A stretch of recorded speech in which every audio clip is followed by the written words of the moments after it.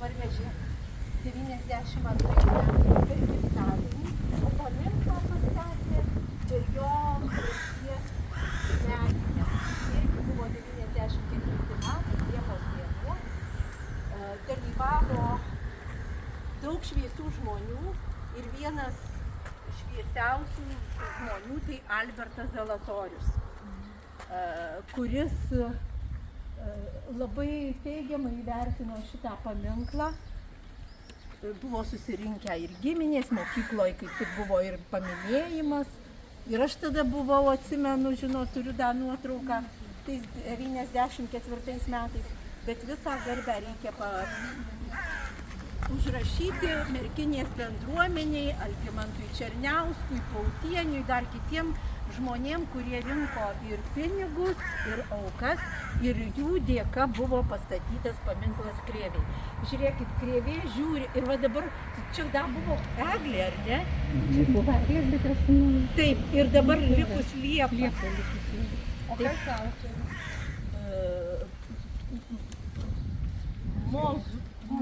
Mozuras. Ir jisai neėmė pinigų. Taip, Čia architektas ir skulptorius du broliai. Jis grynai padovanojo. Už darbą neėmė pinigų, tik už medžiagas. O Krėvė rašė: Liepa kasdien švokščia savo plačiai iškerėtomis šakomis. Šlama žaliai, sultingais kvapais. Prabundu vasaros rytą anksti, pratrinu miegus, traiškanotas akis. Pamatau pirmiausia ramiai siūbuojančias liepos šakas. Išgirstu tyliai šlamančius lapus, it varpelius skambančius, jausmą žadinančius, džiaugsmą gintančius, o josios viršūnė jau liepsnoja tekančios saulės spinduliuose. Bet visų šių gražumų nei nepamatytau, jei skerdžius kas vieną rytą nekeltų manęs iš miego, dumdamas ragan ir pliauškindamas botagu. Liepa visada pilna paukščių, kokių tik ten nebūna, kas ten nečiulba, negieda žaliose liepos šakose, ir rėksniai žvirbliai ten nuolat triukšmingas vestuves kelia, ir volungės dažnai graso ievai, ir strazdas švirkštauja atlėkęs čion svečiuosna iš unksmėtos girios. Pieši ten dažnai patsai didysis nepasėda, amžinas keliauninkas vitruose kraštuose besirengęs ir niekados ten nepakliuvęs, 12 kalbų kalbas, kėkštas, o čia va varna. Taigi, ir žinot, aš tai pavyzdžiui, Krėvės žvilgsnį į Ramanausko Vanago paminklą, nukreiptą žvilgsnį, žinot, prieš keletą metų, prieš porą, kokią metų man paskambina Ramanausko Vanago dukra Auksutė ir sako, ieškau Vinco Krėvės Mickevičiaus sesers Monikos giminaičių. Ir kaip tik man paskambina. Sakau, tai aš. Sakau, aš anūkė Monikos.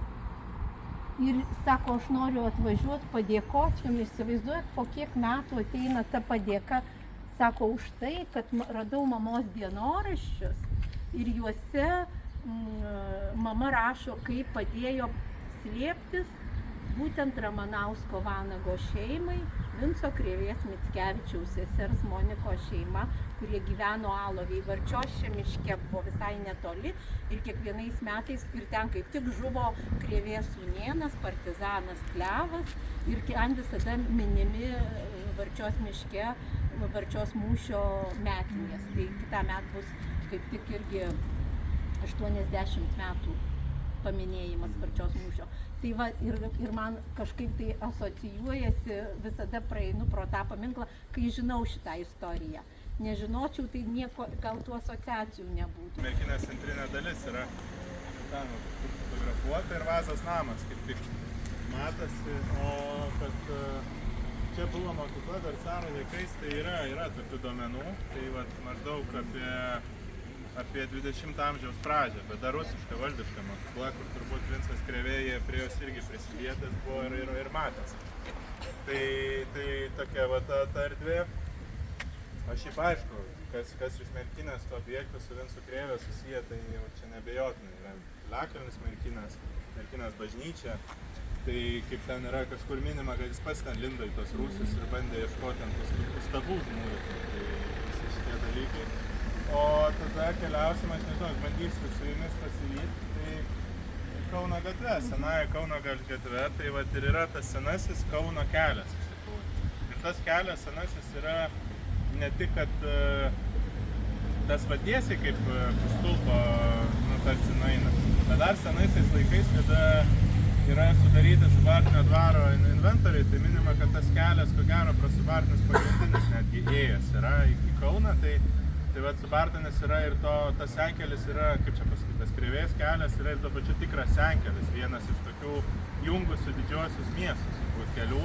Seniau Merkinė buvo didelis miestas. Jis siekė tų vietų, kurios dabar ant vieškelių mūro stulpais pažymėtos. Tai buvo miesto ribos. Jis buvo toks didelis miestas, kad dar ne per seniai, gal prieš kokius 200 metų, jame buvo 36 bažnyčios. 3 bažnyčias tai pamena dar žmonės. Taigi sako, seniais laikais Merkinėje gyvenęs pats karalius. Jis turėjęs daug brolių. Vienas iš jų gyvenęs Alytuje, antras Punioje, trečias Varėnoje, o dar vienas net Trakuose. Taip sako, mirdamas juos paskirstęs karalius, tėvas.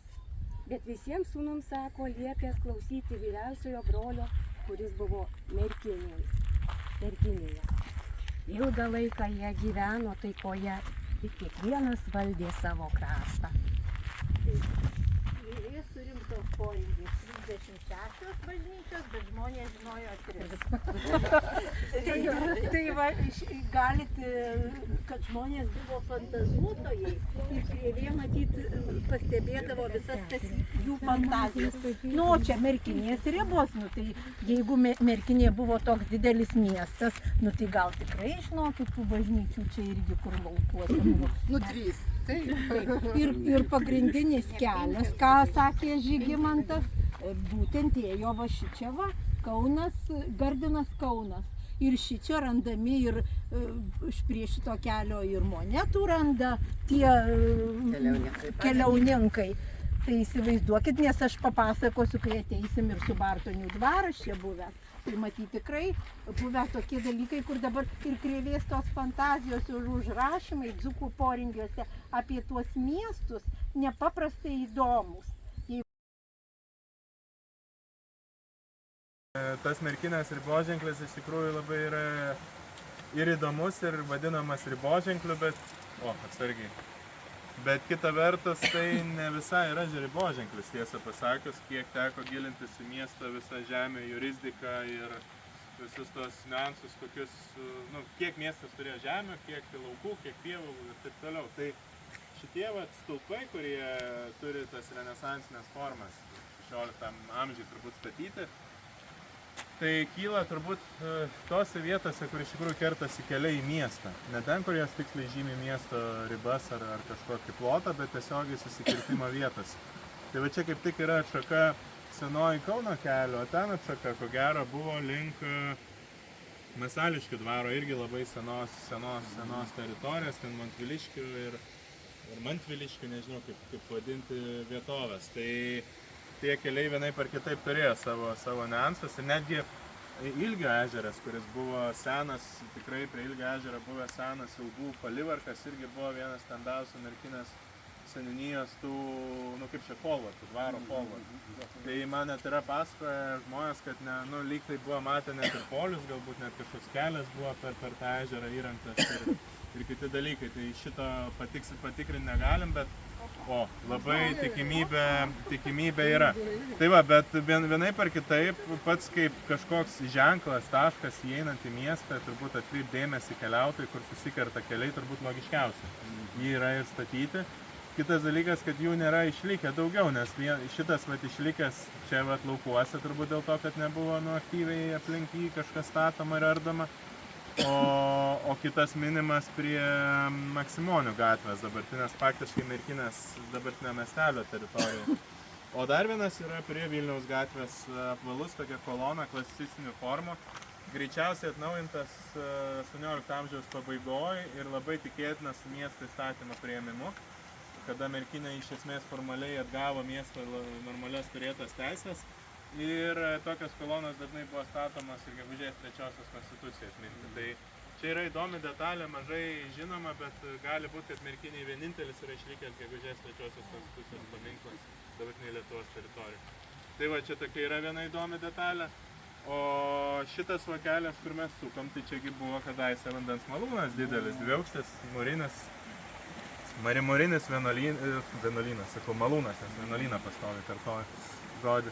Tai ten buvo įvažiavimas ten per brūzgynus, faktiškai dabar reikėtų bristi, bet stačiakampio plano, nežinau kokio ilgio, kokių 25 ant 9 metrų statinys, ten toks yra dar išlikęs išbetonuotas vamzdis, kur kanalo nueidavo vanduo. Tai va čia yra dabar brūzgynuose visiškai nebesimato. Dar aš vaikystėje, kai čia landžiodavau, dar tų brūzgynų tiek nebūdavo. Tai yra toks kanalas, reiškia, čia kažkur buvo vandens užkirtimo vieta, kaip čia pasakyti, užtvankos vieta, nes pakeltas vanduo keliaudavo iki ten ir tuo vamzdžiu nukeliaudavo žemyn iki pat vandens malūno. Kas be būtų baisu, tai mes vaikystėje landžiam po tos visus vamzdžius. Ir ten vienas vamzdis yra kokį 15-20 metrų ilgio. Tai jeigu ten mus būtų užgriuvę, tai nieko gero ir nebūtų buvę. Bet labai įdomu. Tai va, tai ten yra tokio kažkur pločio tas vamzdis ir aš atsimenu, mes ten landžiadavom, tai matosi net pėdsakai žmogaus, kuris ten jį tvarkė, cementavo, įsispaudė pėdas. Tai va, šitas toks įdomus dalykėlis. Tai va, ir ateinam prie šitos Traujos upės, bet praėjo tą Vaičiškės pavadinimą. Tai šiaip džiaugiuosi, kad tas pavadinimas atsirado kažkaip tik tai, sakau, ne visai tikslus. Nes Vaito žemę reikėtų ir žymėti kaip Vaito žemę, dzūkiškai irgi gerai skamba Vaičiškė. Tai aš nežinau kaip kiti, gal kažkas ir iš vietinių ir vadina Vaičiškė, bet niekad negirdėjau, kad tai būtų. Aš ten nelabai nevadindavo niekas, sakau, mano žodžiu, Nu tai va, tai... Zakavolių vadindavo. Nu taip. Tai va, tai senas pavadinimas irgi Merkinės Vaito žemė, nes tie laukai, šitie laukai, jie visada buvo Merkinės miesto laukai, miesto valak. Ir jie baigdavosi ties Kamensiške, kuri čia pat yra. Dar vienas vandens malūnas buvo. Kaminsiškės, tai čia slaviškas pavadinimas nuo akmens. Jo, nuo akmens ten irgi buvęs faktiškai kaimas ir dar 18 pabaigos 19 amžiaus pradžios plane yra netgi parodyta, kad ten yra geležies apdirbimo vieta. Toks keistas dalykėlis, tai matyt geležies kažkoks irgi tas ir malūnas turbūt naudojamas, ne tik malti grūdus, nes malūnai ir lentpjūvės būdavo ir šiaip daugiau įvairių funkcijų turėjo. Tai va, tai ten baigėsi ta miesto jurisdika, kuri ribojasi su šitų Masališkių dvaru. Masališkių dvaras buvo ilgą laiką Merkinės jėzuitų folvarkas. Merkinės jėzuitam priklausė ir lygiai taip pat Samūniškės buvo irgi to Masališkio dvaro dalis, tas kaimas. Tai vadino net 18 amžiaus pabaigoje dar kolonija, įdomu. Tai tas kaimas, matyt, kažkada ten panašiu metu įsikūręs kaip stambesnis vienetas, bet gaila, pavyzdžiui, Samūniškės tai yra, realiai pokariai išardytas ir išvežtas į Merkinę kaimas, kaip ir Pelekiškės, kaip Maksimonis ir visi kiti. Tai va, tai ir Subartonių dvaro valdos yra va čia pat irgi, prasideda ties šitais miškais, aš dabar tiksliai neatsimenu, bet kiek žinau, Subartonių dvaro valda jau ribojasi su Kamensiškių vandens malūnu. Tai faktiškai jau per tą ąžuolyną jau keliavom jau ne į Merkinės miesto jurisdiką. Va čia mes išeinam iš miesto jurisdikos, atėjom į Vaito erdvę, Vaitoj priklausiusias kaip čia žemės, kuris atliko funkciją labai paprastą. Tai Merkinės magistrate yra taip, miestą valdo du pagrindiniai asmenys, burmistras ir Vaitas. Burmistrai išsirenka miestiečio, Vaitas yra paskiriamas. O Vaitą paskiria per seniūną, iš esmės valdovo žmogus. Tai jam, kad apsimokėtų tas funkcijas apimti, jis gauna ir kažkokį išlaikymui savo pareigybę žemę. Tai va čia ta žemė kažkur ir buvo. Ir dar ten toliau paėjus po kairę yra Mikalausiškės ežeras, dabar vadinamas Mikalausiškės. Tai įdomus dalykas, kad senuose dokumentuose vadina jį Peršelio. Peršelio ežeras. Tai va, ta Mikalauciškė labiau nuo vardo kažkokio atrodo, toks Mikalojus. O toliau, tas pats ir Pakelinis turėjo kitą dar pavadinimą, aš dabar net nebeatsimenu, kažkoks irgi yra įrašytas senovinis pavadinimas, irgi pasikeitė, kai kurie vandenvardžiai, vietovardžiai keitė, irgi laikui bėgant, bet kelias liko, šitas kelias yra, jisai tikrai yra iš vienų seniausių turbūt kelių šitam regione. Pro Subartinius pravedantis, tada ten pro šalia pat šitą Gelovinę ir ten jau šokantis link Ilgininkų atsidūrė, nes čia tokias pelkių masyvai prasideda, ten buvo. Tai va, tai turbūt tiek trumpai. O aš dabar paskaitysiu iš Krėvės Perkūnas, Vaiva ir Straublys, kadangi Perkūnas čia mus lydi. Ir Krėvė rašė, bet seniau būdavo pasaulis puikesnis. Būdavo, kur dabar sodžiai, laukai, kur dabar skynimai, ten kokios girios subuodavo, jog vidudienį ten būdavo tamsu kaip vakarą. Įeini žmogus tankumynan, klonin, ir kūnas tik eina pagaugais, tik eina.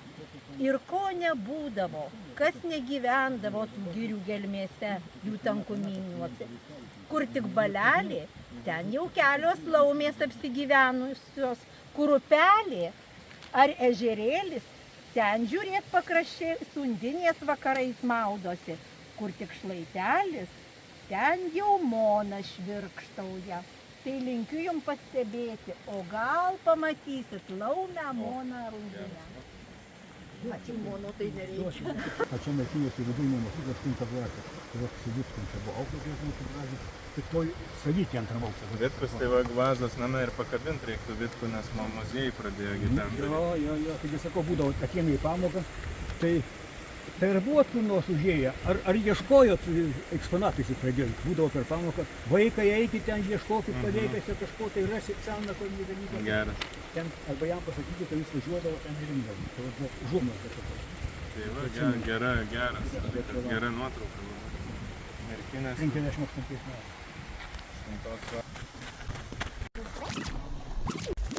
O šičia atsisukim in šitų ąžuolų, va Vinculio ąžuolas šitas. Matot, sako, Vinculis eidamas per miškų svajojo ir su vaikais matyt ar žaisdamas, kaip jums skaičiau, kad dzūkas žmogus, mes lietuviai suaugę su gamta, su mišku. Ir va, žiūrėkit, matot tas va tarp plyšukas, tai 2 ąžuolukai surišti ir išaugęs vienas ąžuolas, Mickelio Vincės, Vinculio ąžuolas. Kaip jisai sakė, šilas kvepėjo kaip pilnas avilių ūkininko sodas. Tik įsižiok, rodos kvepterk orų ir lyg medaus pavalgysi. Visą dieną šutino kaip puodė, bet pavakarėn atvėso truputį, padangės net nesudumblojo. Grįždamas namo iš miestelio, ėjau basas ir vienmarškinis. Kelias buvo netolimas, vos 4 verstai ir ėjo giria. Štai Krėvė prisimena savo, irgi čia iš Skerdžiaus Lapino keli sakiniai. Giria jam šita buvo viskas. Ir filosofiniai pamąstymai, ir va štai prašau, ąžuoliuką sugebėjo surišti, kad iš jo išaugtų vienas ąžuolas. Ir sutikti žmonės, ir vienam pabuvimas savo gimtinėje. Tai ir mes šiandien einam tuo keliu. 19 amžiaus pabaiga 1882 metais, spalio 19 dieną gimė Vincas Krėvė Mickevičius savo gražiosiose apylinkėse Subartonių kaime. O mirė šiandien būtų 7:10 nuo širdies smūgio tolimojoje Amerikoje. Ta pačią dieną gimtadienį švęsdavo jo dukra Aldona, o na tai mes, kai nueisim į kapines, pasakysiu, ir jai šiandien sueitų 110 metų. Tuomet dar saulė man kaitriau švietė ir pasaulis dėl manęs linksmomis spalvomis klostėsi, paslaptingesniais balsais, bei šlamėdamas dabinosi. Prieš metų 14, kai miškas baltų sniegu apsiklojęs, buvo žiemos miegų užmigęs, atėjo su kirviais, su pielėmis pikti žmonės. Traiškino griūdami pakirsti girios galiūnai, verkė ir raudojo šilas. Įskynė mišką, iškirto medžius, o paskui vėl užsėjo. Dabar jau ten sužėlė tokie tankumynai, jog nei praeisi, nei prasiskverbsi. Vieną vakarą nuėjau į kapinyną, turėjau aš nemažą ko aplankyti. Graudus jausmai sugniaužė širdį, jausmai, kokių neišpasakosi, neprašysi, kada aš įžengiau kapinynan. Aplankęs brangiausius kapelius, nuėjau į Vainoraus kapą. Buvo gražiai aptvertas ir kryžius gale galvos pastatytas. Kapas dar neapžėlė, žolė neapaugo. Atsisėdau ir tikrai pajutau ypatingą kapinyno gyvybę, apie kurią man kadaise Vainorus pasakojo. Dėde Vainorau, pašaukiau aš tyliai ir nusigandau, nes man toptelėjo, kad aš šventvagiškai sudrumsčiau kapinyno ramybę. Bet Dievas krėvė apie Vainorų. Esam prie Krėvės kapo ir jo šeimos. Šiandien už ką meldėmės. Vincas Krėvė, Ona Marija, Aldona Mošinskienė, ten tėveliai Juozas ir Rozalija, broliukai mažiukai palaidoti, seserys Marija ir Veronika, kita sesuo Ona Merkinėje palaidota, o Monika taip ir negrįžo iš didžiųjų Sibiro platybių. Tačiau šalia palaidota ir Krėvės krikštaduktė, ilgametė muziejui dirbusi Veronika Kiselienė. Jis sakė, aš visada norėjau atsigulti šalia savo krikštų tėvo. Tai va, tokia daina užrašyta Krėvės, jeigu Rita mums padės, kad mes gal ir nesudrumsim to kapinyno ramybės. Manau, Krėvėj iš viršaus būtų gera išgirsti užrašytas dainas. Rita gal mums padės? Čia kaip Krėvė kūrė, taip ir sukursim. Taip ir sukursim, nes jokių nebuvo melodijų užrašytų. Tarpu girelių, tarpu žaliųjų stovi dvareliai, tarpu raistelių, tarpu ąžuolėlių, su bartonių kaimelis. Tarpu raistelių, tarpu ąžuolėlių, su bartonių kaimelis. Klims žirgelis, klims raitelis, relalio netrukdys. Pas mus berneliai, kaip sakalėliai, tai visų puikiausi. Pas mus žirgeliai, kaip picinėliai, tai visų greičiausi.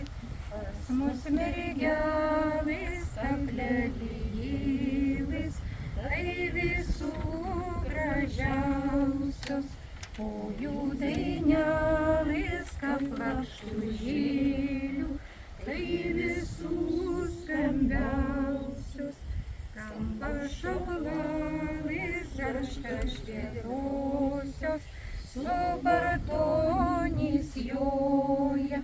Traba žemelė, kapapušėlė, su bartonys sulioja. Kadangi va, ten vietoj už to namuko buvo, tai, žinot, išparceliavo tą dvarą 1831 metų sukilimo ir jie išvyko. Išvyko vėliau Janas Karlovičius mokėsi ir Maskvos universitete, nepaprastai gražiai grojo, mokėsi violončelę, o jo sūnus atvažiuoja pas mane Lenkai, tai žymus Lenkų kompozitorius.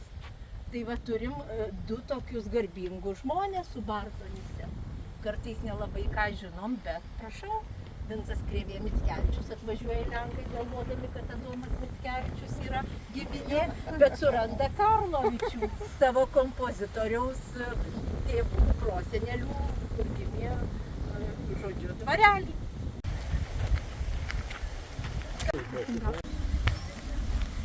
Sveiki, laba diena. Labą dieną. Aigi jauna martelą linelių ravės, aigi jauna martelą linelių ravės, jei ją pravėsi namo pareikė, o jei nepravėsi girioj nakvokė, o jei nepravėsi girioj nakvokė. Saula laido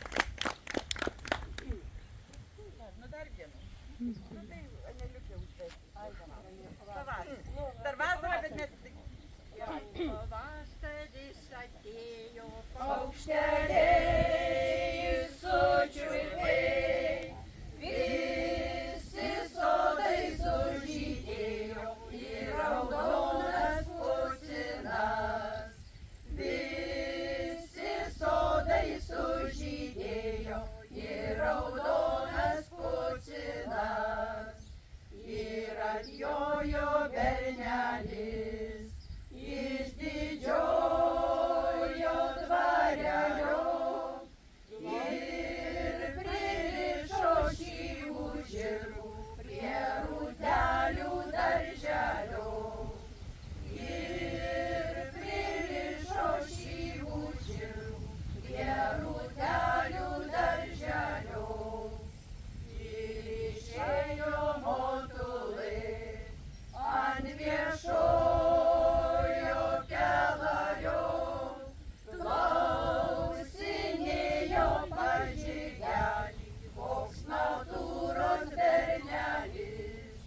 Klausinėjo pažygelį, koks natūros bernelis, kad galėtau prakalbėt vyskupą sakytam, kasdienelį ir naktelį, per čia mėlynulioje.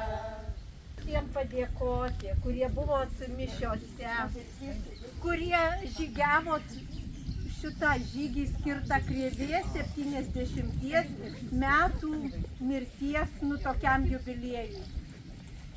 Prieš 70 metų Krėvė mirė ir visą laiką norėjo sugrįžti į Subartonį ir būti palaidotas, kur mes lankėmės, Subartonių kalnelyje, kur palaidoti jo tėvai, broliai, šiuo metu dvi seserys.